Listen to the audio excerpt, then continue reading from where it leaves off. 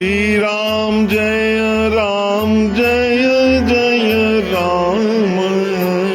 श्री राम जय जय राम। राम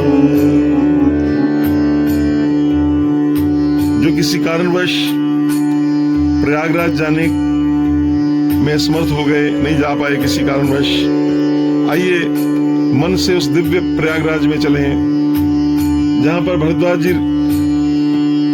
और याज्ञवल्क्य जी बैठे हैं। अभी अभी राम कथा का जो प्रथम श्री रामचरितमानस में जो प्रारंभ हो रहा है वो इसी प्रसंग से, दोनों के श्री भरद्वाज और याज्ञवल्क्य संवाद से ही श्री रामचरितमानस का प्रारंभ होता है। इसलिए श्री राम भक्तों के लिए प्रयागराज का जो कुंभ है और आज का जो मकर संक्रांति का पर्व है उनके लिए बहुत विशेष है। आइए चौपाइयों का श्रवण करें। माघ मकर गत रवि जब होई, तीर्थपति आवहि सब कोई।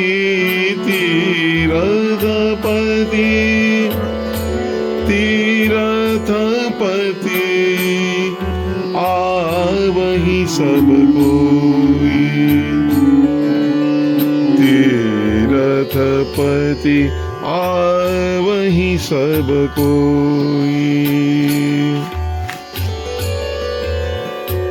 वहां पर देव कौन कौन आते हैं? देव दनुज किन्नर नर श्रेणी, सादर मज्जहि सकल त्रिवेणी। तो ये तो बहुत बड़ा प्रसंग है। हम संक्षिप्त में इन्हीं 2-4 चौपाइयों को लेकर इस प्रसंग में प्रवेश करते हैं। तो माघ मकर गत रवि जब होई, जो माघ का महीना है, सूर्य भगवान 12 राशियों पर विचरण करते हैं। जब वो मकर राशि पे आ जाते हैं तो उसका संक्रमण करते हैं तो मकर संक्रांति होती है। उसको मकर संक्रांति कहा जाता है। और तीर्थपति ही आयो सब कोई।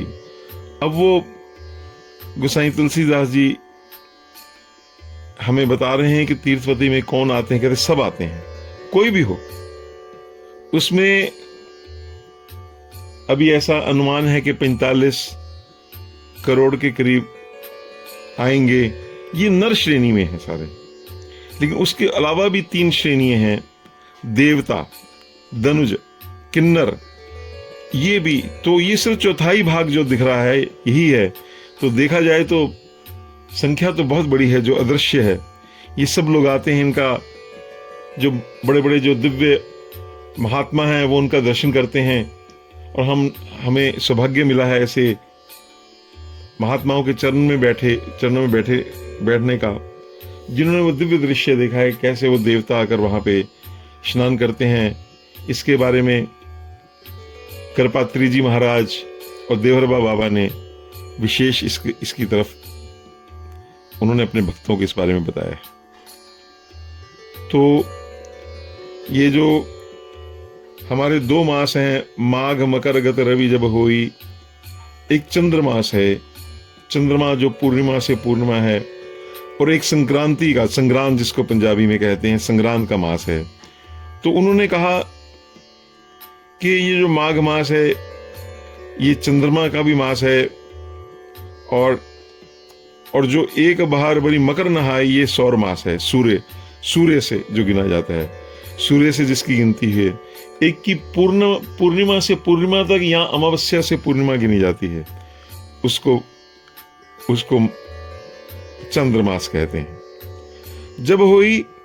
जब ये सूर्य मकर राशि पे आ जाते हैं, उत्तरायण हो जाते हैं, उस समय देव और किन्नर स्वर्ग लोक से आते हैं। धनुष जो हैं वो पाताल लोक से आते हैं। और उस समय हर प्रकार के आते हैं, चाहे कोई पुण्य है, सब कोई, चाहे वो पुण्य आत्मा है, चाहे पापी है, चाहे छोटा है चाहे बड़ा है, ये हम कुंभ में देख रहे हैं। सब कोई, अब तो आप देख रहे हैं कि विदेशों से भी अंतर्राष्ट्रीय सब लोग आ रहे हैं। इस प्रकार सब देव भी यहाँ पे आते हैं और सब वहां पे सादर मज्जही सकल त्रिवेणी, आदर सहित मज्जन करने से ही तीर्थ स्थान का विशेष फल मिलता है। भगवान गीता में कहते हैं श्रद्धा होने से तो कोई भी कार्य किया जाए उसका करना ना करना बराबर है। तो बड़े भाव से आज सब ने मानसिक रूप से, शारीरिक रूप से सबने स्नान किया है। तो मज्जही उसका करते हैं त्रिवेणी।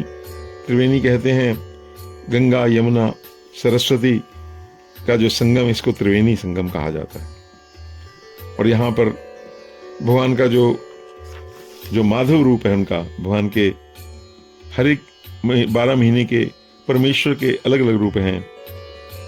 तो अगहन में केशव है, पौष में नारायण है, माघ में माधव भगवान का जो रूप है उसकी पूजा की जाती है। इस समय जो ब्रह्म नक्षत्र है अभिजित, उस पर सूर्य आ जाते हैं, इसलिए मकर अति पावन है। और आजकल तो, और ये हर एक वर्ष प्रति संवत अति होई नंदा, ये हर एक वर्ष कल्पवास होता है। एक एक महीने के लिए बड़ी प्राचीन हजारों लाखों वर्षों से ये परिपाटी चल रही है। लेकिन इस बार विशेष ये हुआ कि उसके साथ पूर्ण कुंभ की जो 144 वर्ष के बाद आया है उसकी युति भी हो गई है। तो इसलिए ये अति पावन है। इसका माघ का महात्म्य बहुत है। इस समय 2 प्रयाग, एक भूमंडल और एक भानुमंडल, ये दोनों एकत्रित हो जाते हैं और मन में बड़ा हर्ष से लोग बड़े सादर उस पवित्र जल में, त्रिवेणी के संगम के जल में स्नान करते हैं। तो ऐसे सब भक्तों के चरणों में कोटि कोटि वंदन।